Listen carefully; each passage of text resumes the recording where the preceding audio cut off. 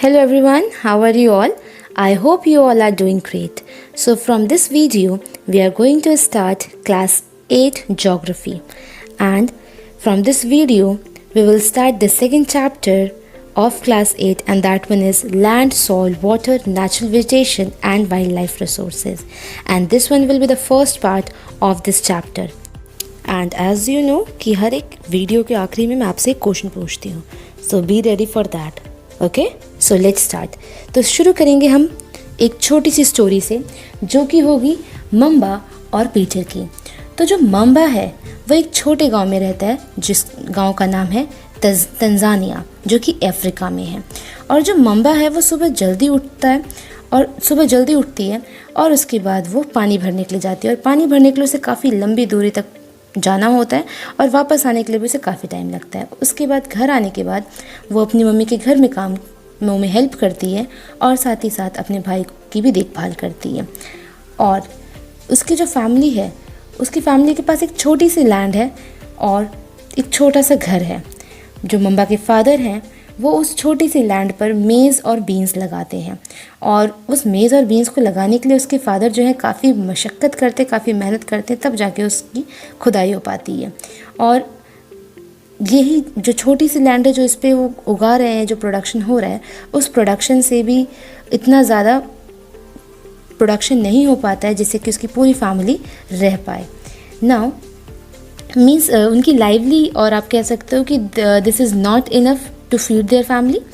Now दूसरी तरफ है पीटर, जो कि hearts of sheep rearing region में रहता है, यानी कि न्यूजीलैंड में रहता है. न्यूजीलैंड को हार्ट ऑफ द शिप भी कहा जाता है. तो यहाँ पे वो रहता है जहाँ पे उसकी फैमिली है एक वूल प्रोसेसिंग फैक्ट्री चलाती है. और हर रोज़ जब भी पीटर स्कूल से वापस आता है तो वो अपने अंकल को देखता है कि किस तरह से उसके अंकल शीप की देखभाल कर रहे हैं. और उनकी जो शीप है, उनका जो शीप यार्ड है वो एक बहुत ही अच्छी जगह पे सिचुएटेड है, बहुत ही अच्छी जगह पर है. हिल्स के आसपास का जो एरिया वहाँ पर शीप यार्ड है. और जो ये यार्ड है वो बहुत अच्छी तरीके से मैनेज किया गया है लेटेस्ट टेक्नोलॉजी यूज़ करके. और जो पीटर की फैमिली जो है वो इस जगह पर, इस लैंड पर बहुत सारी वेजिटेबल्स लगाती है ऑर्गेनिक फार्मिंग के थ्रू. तो ये थी एक छोटी सी स्टोरी मम्बा और पीटर की. और ये दोनों ही जो हैं वो वर्ल्ड के अलग अलग जगह पे रहते हैं और इनकी जो लाइफ है वो भी अलग अलग है. और जो ये डिफरेंस जो क्रिएट हुआ है वो इस वजह से क्योंकि दोनों ही जगह पे लैंड अलग अलग है, सॉइल अलग है, पानी जो है वो अलग है, नेचुरल वेजिटेशन जो है वो, और एनिमल्स, और जिस तरह की टेक्नोलॉजी यूज़ करते हैं कहीं ना कहीं दोनों ही एरियाज़ में, दोनों ही रीजन में वो डिफरेंट है. अब शुरू करते हैं हमारा first topic, and that one is the land. Now land is the most important natural resources. Means जो लैंड है वो सबसे इम्पॉर्टेंट रिसोर्स है, क्योंकि हमारे घर कहाँ बने हैं? लैंड पर. खेती कहाँ होती है? लैंड पर. हर एक चीज़ जो होती है वो लैंड पर होती है. Okay, so land is the most important natural resource and it covers only about 30% of the total area of the earth's surface, and all the part of this small percent are not habitable. अब जो land का 30% जो है वो हम लोग use करते हैं, बाकी जो 70% है वो अनहैबिटेबल है, यानी कि कहीं पे जंगल है. अगर हम अमेज़न की बात करें तो अमेज़न में जो बहुत सारा जो एरिया कवर किया है वो फॉरेस्ट ने कवर किया है. तो ऐसे ही जो 70% जो लैंड है वो अलग अलग पर्पसेस के लिए यूज़ किया जा रहा है, और जिस जगह पे हम रहते हैं, जितने एरियाज़ में हम रहते हैं वो सिर्फ 30% है. Now the uneven distribution of population in different parts of the world is mainly due to varied characteristics of land and climate.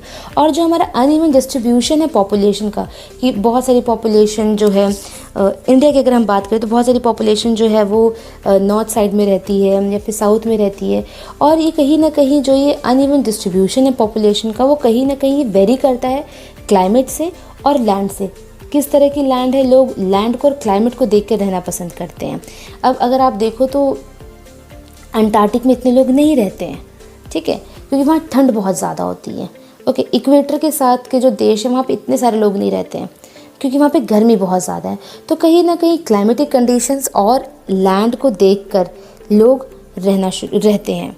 Now so the rugged topography, ये सारे रीजंस हैं जिसको देख कर लोग रहना पसंद करते हैं.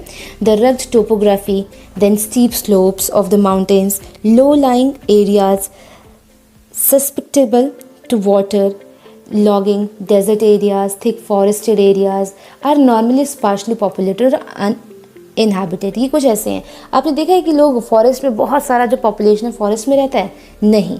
डेजर्ट एरिया में ज़्यादा पॉपुलेशन रहती है? नहीं रहती. यानी कि जो पॉपुलेशन है वो ऐसे एरिया में रहती है जहाँ पे हर एक चीज़ रीच में हो और वहाँ उनको ज़्यादा परेशानी ना हो. Now the next is, do you know 90% of the world population occupies only 30% of the land area. जो 90% है वर्ल्ड पॉपुलेशन का, उसने सिर्फ 30% ही लैंड ऑक्यूपाई किया हुआ है. The remaining 70% of the land is either sparsely populated और अनइनहैबिटेड. और जो 70% है या तो वहाँ पे बहुत ही कम पॉपुलेशन रहती है या फिर पॉपुलेशन रहती ही नहीं, वहाँ पे जंगल है. ओके, या फिर वो जो लैंड है वो यूज़ में नहीं है, लोग उसे यूज़ नहीं कर रहे हैं. Now, our next subtopic of the land is land use. अब जो land है वो use किस किस purpose से लोग करते हैं. So, the land is used for different purpose and the purposes are agriculture, forestry, mining, building different type of houses, roads, setting up industries. तो जो लोग हैं वो क्या कर रहे हैं, जो पीपल हैं, जो यहाँ की पॉपुलेशन है, वो लैंड को किस तरह से यूज़ कर रही है. कुछ लोग एग्रीकल्चर करते हैं, कुछ लोग फॉरेस्ट्री में इन्वॉल्व हैं, कुछ माइनिंग में लैंड का यूज़ कर रहे हैं, कुछ लोग बड़े बड़े घर बना रहे हैं. फिर जो रोड है वो भी लैंड के ऊपर ही तो बनेगी, ठीक है. इंडस्ट्रीज़ भी लैंड के ऊपर बनाई जा रही है. तो ये जो लैंड का जो यूज़ है वो कुछ इन जगहों पर लोग करते हैं. ओके, और इसे हम कहते हैं, इन चीज़ों को हम कहते हैं land use. Okay, so this is commonly termed as land use. Now the land of or the use of land is determined by the physical factor and the another is the human factor. अब जो land का जो use है वो physical और human factor पर depend करता है. physical factor क्या है? जैसे topography, soil, climate, minerals and availability of water. अब जो फिजिकल फैक्टर है, किस तरह की टोपोग्राफी है, किस तरह की सॉइल है. अगर ब्लैक सॉइल हो तो क्या लगेगा वहाँ पे कॉटन लगाई जाएगी. एलुवियल सॉइल है तो वहाँ पे लगेगा आपका वीट और राइस. ओके, सो अलग अलग तरह के फिजिकल फैक्टर्स पर डिपेंड करता है कि लैंड को किस तरह से यूज़ किया जाए. फिर मिनरल्स अगर ज़्यादा मिलते हैं तो वहाँ पे ज़्यादा पॉपुलेशन होगी. ओके, देन पानी अगर अच्छा है तो वहाँ पे एग्रीकल्चर अच्छा होगा. तो ये तो हमारे फिजिकल फैक्टर हो गए. अब बात करते हैं हम ह्यूमन फैक्टर्स की. Human factors such as population and technologies are also important determinants of the land use. अब जो पॉपुलेशन है और जो टेक्नोलॉजी है वो ह्यूमन फैक्टर है, क्योंकि किसी भी लैंड को, किसी भी सॉइल को, किसी भी मिनरल को अगर हमें यूज़ करना है तो उसके लिए ह्यूमन की बहुत ज़्यादा ज़रूरत है. ह्यूमन रिसोर्स बहुत इंपॉर्टेंट है क्योंकि टेक्नोलॉजी को यूज़ करके ही आप इसे चेंज कर सकते हैं. Okay, now our next topic और the sub topic is common property resource. So land can be classified or land can be divided into two parts or on the basis of two. First one is the private land and the second one is the community land. तो हमारी जो land है वो दो basis पे divided है. एक तो होती है प्राइवेट लैंड और दूसरी हमारी है कम्युनिटी लैंड. तो प्राइवेट लैंड क्या होता है? प्राइवेट लैंड जो कि इंडिविजुअल के पास होती है. ओके, ओन्ड बाय इंडिविजुअल्स, यानी कि जैसे हमारा खुद का घर, तो ये प्राइवेट लैंड हो गई, ठीक है. और दूसरा क्या है, या फिर बड़े बड़े जैसे लोग बड़े बड़े खेत खरीद लेते हैं तो वो उनके खेत हो जाते हैं, तो एक तरह से वो क्या है, प्राइवेट लैंड है, वो उनकी लैंड है.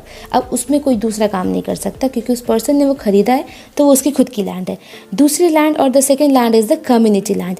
Community land is owned by the community for common uses like collection of fodder, fruit, nuts, medicinal herbs. और कम्युनिटी लैंड क्या होती है, जहाँ पे सब लोग यूज़ करते हैं उस एरिया को. जैसे पार्क हो गए, पार्क को सब यूज़ करते हैं. ओके, फिर फॉडर अगर कलेक्ट करने जाना तो कहीं से भी फॉडर लेकर आ जाओ. तो ये जो है वो आपका कम्युनिटी लैंड में आता है. And these community lands are also called common property resources. इसे कॉमन प्रॉपर्टी भी कहते हैं. कॉमन यानी कि कोई भी इसको आके यूज़ कर सकता है. लेकिन प्राइवेट में क्या होता है, प्राइवेट में उसका एक ओनर होता है जो कि उसे ओन करता है और उस पर सिर्फ उसी का ही राइट होता है. लेकिन कॉमन प्रॉपर्टी में ऐसा नहीं होता है. Common property is for all. Now the next we have change in land use over a time. अब जैसे जैसे टाइम बदलता जा रहा है वैसे वैसे जो यूज़ है लैंड का वो भी बदलता जा रहा है। अब people and their demands are ever growing but the availability of land is limited. Day by day हो क्या रहा है, जो लोग हैं उनकी डिमांड्स बढ़ती जा रही हैं, लेकिन लैंड तो उतनी ही रहेगी। लैंड कैसे बढ़ाओगे आप, आपकी डिमांड बढ़ रही है लेकिन लैंड जो है वो उतनी ही है। तो उसके लिए अब लोग क्या कर रहे हैं, अब लोग करते क्या हैं, people start encroaching the common land to build up commercial areas, housing complexes in urban areas and expand the agricultural land in rural areas।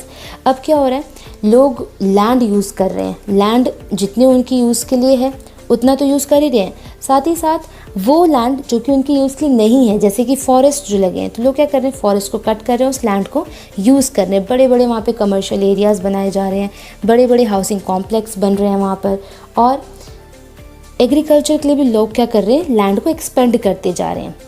सो अब उससे हो क्या रहा है, ये सब चीज़ें जब जितनी लैंड आपके पास है आप उसको यूज़ करके और आगे की लैंड भी यूज़ कर रहे हो, तो उससे अब जो है नुकसान क्या हो रहा है, तो हो क्या रहा है, land degradation, okay, landslide, then soil erosion and desertification. ये कुछ साइड इफ़ेक्ट्स हैं आप कह सकते हो, जो लैंड को हम ओवर यूज़ कर रहे हैं उस चीज़ का, क्योंकि लैंड को अगर हम ओवर यूज़ करेंगे तो कहीं ना कहीं लैंड डिग्रेडेशन और लैंडस्लाइड तो होगा ही होगा, क्योंकि जो ज़मीन है वो क्या हो गई है, ज़्यादा यूज़ हो रही है और उसकी वजह से जो उसकी जो न्यूट्रिएंट्स वगैरह जो वो कम होते जा रहे हैं, उस वजह से क्या है, लैंडस्लाइड हो रही है, soil erosion, desertification, these are the major threat to the environment. और ये सारी चीज़ें क्या है, एक बहुत ही बड़ा खतरा है एनवायरनमेंट के लिए, because of the expansion of agriculture and constructional activities. और ये सारी चीज़ें हो क्यों रही हैं, क्योंकि डे बाय डे क्या हो रहा है, एग्रीकल्चरल लैंड को बढ़ाया जा रहा है और साथ ही साथ कंस्ट्रक्शन एक्टिविटीज़ को बढ़ाया जा रहा है, नए नए मॉल्स बन रहे हैं, नए नए बिल्डिंग्स बन रहे हैं, ठीक है। तो उससे क्या हो रहा है, हमारी एनवायरनमेंट को हार्म पहुँच रहा है। Then changes in land or change in land over the time। so here are some changes। यहाँ पे कुछ changes है, अगर आप देखो तो यहाँ पे एग्रीकल्चर दिखाया कि किस तरह एग्रीकल्चर लोग कर रहे हैं। यहाँ पे रोड अगर आप देखो तो लोगों ने, यहाँ पे अगर आप देखो तो लैंड पे क्या है, यहाँ पे कच्चे घर हैं, यहाँ पे लोग पक्के घर बना रहे हैं, ओके।